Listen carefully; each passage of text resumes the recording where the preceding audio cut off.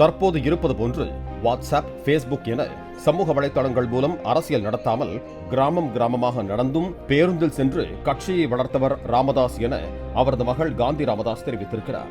கும்பகோணத்தில் அதிக மதிப்பெண் பெற்ற மாணவ மாணவிகளுக்கும் 100 விழுக்காடு தேர்ச்சி கண்ட பள்ளிகளின் தலைமை ஆசிரியர்களுக்கும் விருதுகள் வழங்கி பேசிய அவர் இவ்வாறு கூறினார்.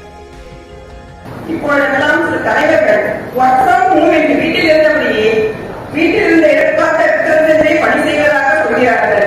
ஆனால் இதற்கு நேர்மாறான ஒரு தலைவர், அவரை பற்றி இன்றைய இளம் தலைமுறையினர் உங்களுக்கு அவ்வளவாக தெரிந்திருக்காது. அதனால் சுருக்கமாக அவரை பற்றி சொல்கிறேன். இதே போன்று 40 வயதில்தான் அவரும் தன் இயக்கத்தை தொடங்கினார். படிப்பறிவில்லாத ஒரு சமுதாயத்தை, பட்டதாரிகளே இல்லாத ஒரு சமூகத்தில் பிறந்து தன் கடும் உழைப்பால் 1965 மருத்துவ பட்டம் பெற்று பின்னர் மருத்துவ பணி மேற்கொண்டு வந்தார்.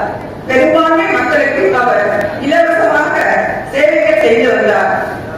மற்றவர்களால் இயன்றவர்களுக்கு அவர் 2 ரூபாய் டாக்டராகவே சிகிச்சை அளித்தார். தான் சென்ற இடமெல்லாம் தன் சமூக மக்கள் வறுமையை வாழ்வதை கண்டார். அதற்கு முதல் காரணம் அவர்களுக்கு முழுமையான கல்வி கிடைக்காததே என்பதை உணர்ந்தார். அதிலும் குறிப்பாக பெரும்பான்மை இனர்கள் அதிகபட்சமாக பள்ளி கல்வியையே தாண்டுவதில்லை என்று அறிந்தார். இதற்கான தீர்வு தன் சமூக மக்களுக்கான கல்வி வேலைவாய்ப்பு இடஒதுக்கீடாக மட்டுமே இருக்க முடியும்.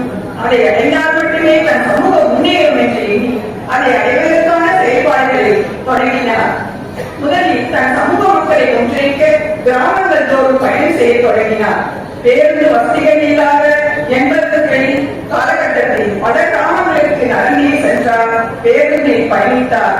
பல ஆண்டுகள் பல்லாயிரக்கணக்கான கிராமங்களுக்கு இவ்வாறு நடந்து தன் மக்களை ஒன்றிணைத்து விழிப்புணர்வு ஊட்டி ஒரு இயக்கத்தை தொடங்கினார்.